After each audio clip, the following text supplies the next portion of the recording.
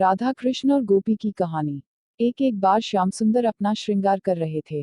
तभी श्याम सुंदर ने कुछ सोचकर नंदगांव की गोपियों को बुलाया और कहा कि अभी तुम बरसाना जाओ और ये पता लगाना कि हमारी प्राण प्यारी ने आज कैसे वस्त्र धारण किए हैं। आज हम भी वैसी ही पोशाक धारण करेंगे। आज तो राधे जैसे ही वस्त्र धारण करके ही निकुंज में जाएंगे और तो हमें देखकर राधा जी अचंभित हो जाएंगी। जब नंद गांव से गोपियां श्री बरसाना पहुंची तो श्री कुछ मंजरियां श्री राधा रानी का श्रृंगार कर रही थी। कुछ मंजरियां बाहर खड़ी थी। उन्होंने गोपियों को अंदर जाने नहीं दिया। गोपियों ने बहुत अनुरोध किया कि सिर्फ एक झलक तो प्यारी की निहारने दो, फिर हम यहाँ से चली जाएगी। मंजरी ने कहा कि एक शर्त है कि कोई एक गोपी ही अंदर जाएगी।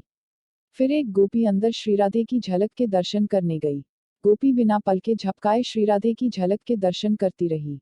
फिर उस गोपी ने तुरंत अपने नेत्र बंद कर लिए और बंद नेत्रों से ही बाहर आकर दूसरी गोपी को कहा कि अरे सखी, जल्दी से मुझे नंदगांव ले चल।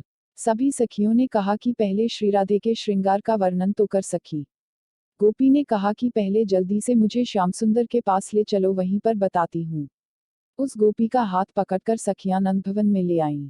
जब सखियां नंदगांव पहुंची तो श्याम सुंदर ने पूछा कि कर लिए मेरी श्री राधे के दर्शन?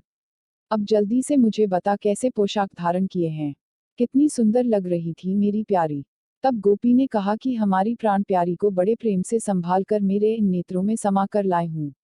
लो अब मैं नेत्र खोल रही हूँ, आप मेरे नेत्रों में झांक कर प्राण प्यारी का दर्शन करें।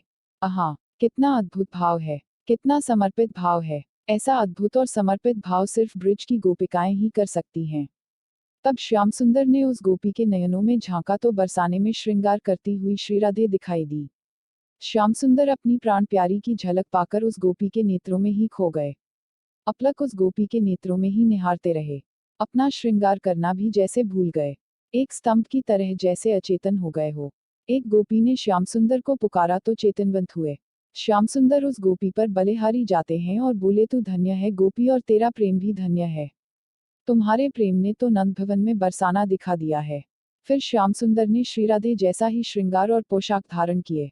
जिस गोपी के नेत्रों में श्री राधे देखी थी उस कहा कि अब तुम अपने नेत्रों में मेरी छवि को बंद कर लो।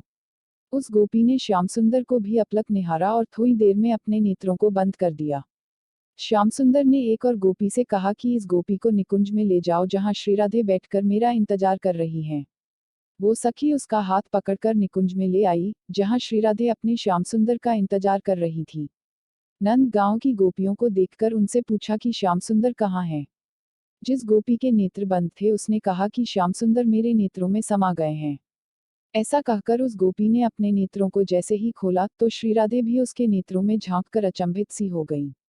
उस गोपी के एक नेत्र में श्रृंगार करती हुई बरसाना में श्री राधे दिखाई दे रही थीं और दूसरे नेत्र में श्रृंगार करते हुए नंद भवन में श्याम सुंदर दिखाई दे रहे थे।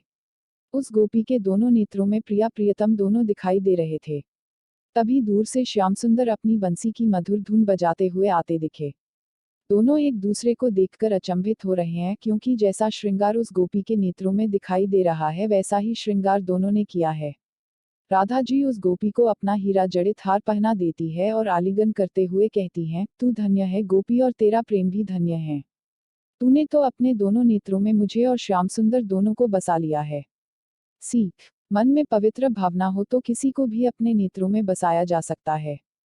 Please like, share and subscribe.